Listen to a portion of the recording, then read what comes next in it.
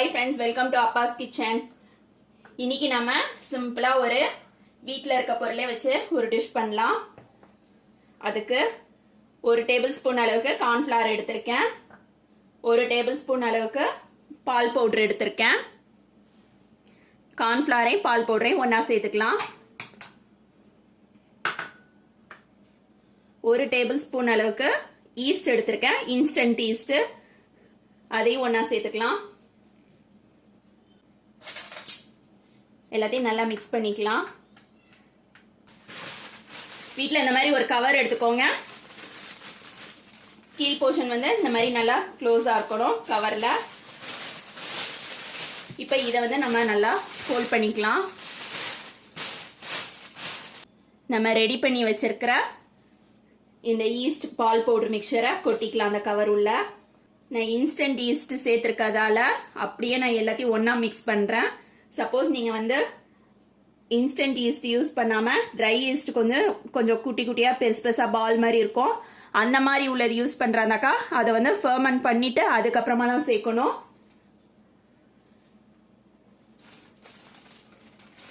ஒரு கப்பு மைதா மாவு சேர்த்துக்கலாம். மைதா மாவு சேர்த்ததுக்கப்புறமா நல்லா எல்லாத்தையும் ஒன்றா மிக்ஸ் பண்ணணும். அந்த ஈஸ்ட்டு மாவு எல்லாம் ஒன்றா நல்லா கலக்கணும். இப்போ கலந்தாச்சு. இதில் நம்ம எண்ணெய் சேர்த்துக்கலாம். 1 டேபிள்ஸ்பூன் எண்ணெய் சேர்த்துக்கலாம். 1 டேபிள்ஸ்பூன் எண்ணெய் சேர்த்ததுக்கப்புறமா மாவை வந்து நல்லா நம்ம மிக்ஸ் பண்ணிக்கணும். எதுவுமே நம்ம வந்து கை போட்டு பிசைறதில்ல, எல்லாமே அந்த கவர் உள்ளே தான் நம்ம பிசைய போகிறோம். ஜஸ்ட் அப்படி எல்லா பக்கமும் அந்த எண்ணெய் வந்து மாவில் ஸ்ப்ரெட் ஆகணும், அந்த அளவுக்கு கலந்து விட்டா போதும். 3/4 கப் அளவுக்கு தண்ணி எடுத்திருக்கேன். தண்ணியில் நம்ம விரல் விட்டாக்கா வெது வெதுன்னு இருக்கணும், ரொம்ப சூடாக இருக்கக்கூடாது. 1 கப் மாவுக்கு 3/4 கப் வந்து தண்ணி கரெக்டாக இருக்கும். இதை நம்ம ஃபுல்லாக ஊற்றிட்டு நல்லா கலந்து விட்டுறலாம்.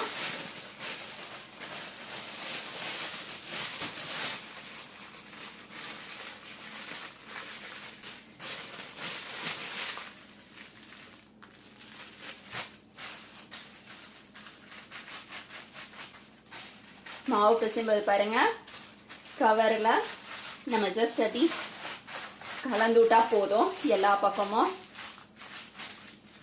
ஸ்கூல் போயிட்டு வீட்டுக்கு வர பசங்களுக்கு ஈவினிங்ல செஞ்சு கொடுக்கலாம். மாவு நம்ம எல்லா பக்கம் கலந்தாச்சு. இப்போ இந்த மாவை நம்ம அப்படியே ஒரு ஓரமாக வச்சிடலாம்.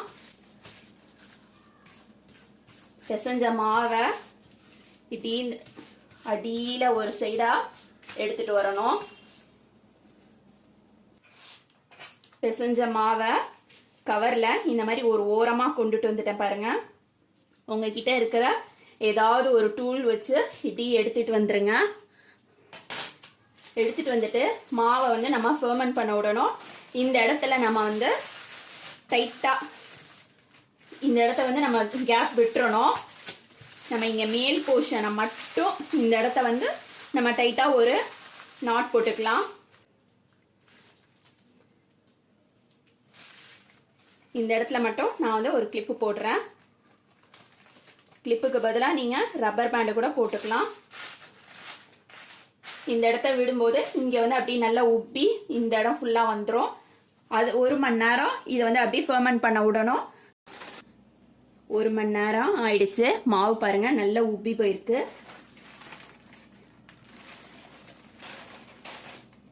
இது ஒரு பக்கமாக இருக்கட்டும். நாம் வந்து இப்போ சுகர் சிரப் ரெடி பண்ணிக்கலாம். சுகர் சிரப் ரெடி பண்ணுறதுக்கு 2 கப் அளவுக்கு தண்ணி சேர்த்துருக்கேன். அதில் 3 கப் அளவுக்கு சீனி சேர்த்துக்கலாம். சீனி சேர்த்துட்டு தண்ணியில் நம்ம வந்து சக்கரை பாகு ரெடி பண்ணிக்கலாம். சக்கரை பாகு ரெடி ஆகிட்டு இருக்க நேரத்தில் நாம் ரெடி பண்ணி வச்சிருக்க மாவையும் எண்ணெயில் போட்டு பொரிச்சு எடுத்துக்கலாம். இதை ஃபஸ்ட்டு நான் வந்து அடுப்பில் வச்சுக்கிறேன். சீனி நல்லா கரைஞ்சு சக்கரை பாகு நமக்கு ரெடி ஆகணும். சக்கரை பாகோட பதம் பார்த்தீங்கன்னா சும்மா லைட்டாக பிசுக்கு பதம் இருந்தால் போதும். ரொம்ப நமக்கு வந்து ரெண்டாவது கம்பி பதம் அந்த மாதிரிலாம் எதுவும் வேண்டாம். ஜஸ்ட் பிசுக்கு பதம், நம்ம குலாப் ஜாமுன்கெலாம் செய்வோம்ல அது மாதிரி உள்ள பதம் இருந்தால் போதும். சீனி பாகு நமக்கு ரெடி ஆகிட்டு இருக்க நேரத்தில் இன்னொரு சைடு வந்து நான் எண்ணெய் அடுப்பில் வச்சுருக்கேன். எண்ணெய் வந்து சூடு வர ஆரம்பிச்சிருச்சு. நம்ம ரெடி பண்ணி வச்சுருக்க மாவை போட்டு எடுத்துடலாம். ரெடி பண்ணியிருக்கிற மாவை நம்ம வந்து இந்த லாக் எடுத்து விட்டுறலாம். மாவை வந்து ஒரு கார்னருக்கு கொண்டுட்டு வந்துடணும். மாவை இந்த மாதிரி கார்னருக்கு கொண்டுட்டு வந்தாச்சு. கொண்டுட்டு வந்துட்டு இந்த இடத்த நம்ம இப்படி பிடிச்சிக்கலாம். இப்போ மாவு நமக்கு ரெடியாக இருக்குது. மாவு வந்து நம்ம திரும்ப லாக் பண்ணியாச்சு.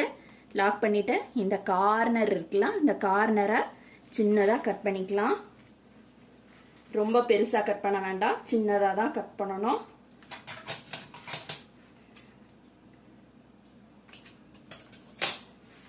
இந்த அளவுக்கு போதும். இப்போ இதை வந்து நம்ம எண்ணெயில் விடலாம்.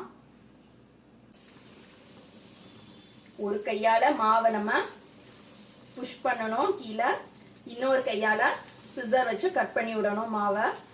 அப்போது எண்ணெயில் குட்டி குட்டி பால்ஸாக வந்துடும். குலாப் ஜாமுன் மாதிரியே அழகாக குண்டு குண்டாக உருண்டையாக இருக்குது. இது ஃபுல்லாக பொரியணும். இந்த மாதிரி லைட்டாக திருப்பி திருப்பி விட்டுட்டு இருந்தோன்னா எல்லா பக்கம் ஈவனாக பொரியும். இன்னொரு சைடு நம்ம வச்ச சர்க்கரை பாகும், சர்க்கரை எல்லாம் நல்லா கரைஞ்சிருச்சு. நீங்கள் பாருங்கள், நல்லா பொரிய ஆரம்பிச்சிருச்சு. ஒரு சைட் பொரிஞ்சிருச்சு. நம்ம இதை திருப்பி விட்டுக்கலாம். இது மாதிரி ஃபுல்லாக பொரிச்சுட்டு நான் ஏற்கனவே பிளேட்டில் எடுத்து வச்சுருக்கேன். இதே மாதிரி எடுத்து வச்சுட்டு ஃபுல் செட்டையும் அதுக்கப்புறமா நம்ம சர்க்கரை பாகு ரெடி பண்ணி ஊற்றிடலாம். இப்போ நம்ம பொரிச்சது எல்லாம் ரெடி ஆயிடுச்சு.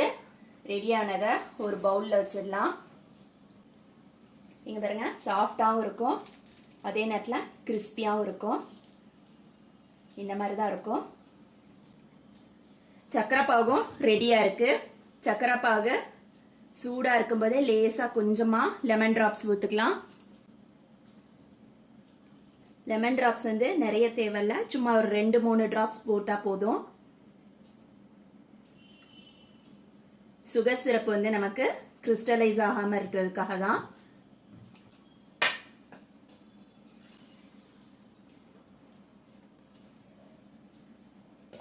இப்போ நான் இந்த பவுலுக்கு மாற்றிடுறேன்.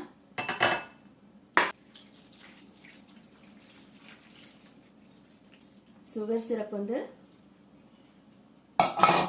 ஊற்றிட்டு நல்லா அப்படி மிக்ஸ் பண்ணி விடுங்க. பார்க்குறதுக்கு குலாப் ஜாமுன் மாதிரியே இருக்கும், ஆனால் டேஸ்ட்டு சூப்பராக இருக்கும், நல்லாவும் இருக்கும்.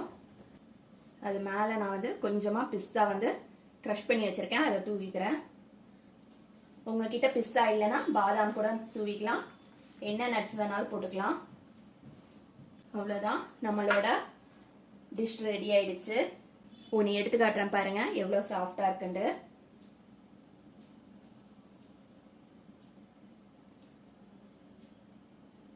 உள்ள பாருங்க, ஹாலோவாக இருக்கும். கை வலிக்க நம்ம மாவு பிசையணும்னு அவசியமே இல்லை, ஈஸியாக டக்குன்னு செஞ்சிடலாம். இதே மாதிரி நீங்களும் உங்கள் வீட்டில் ட்ரை பண்ணி பாருங்கள்.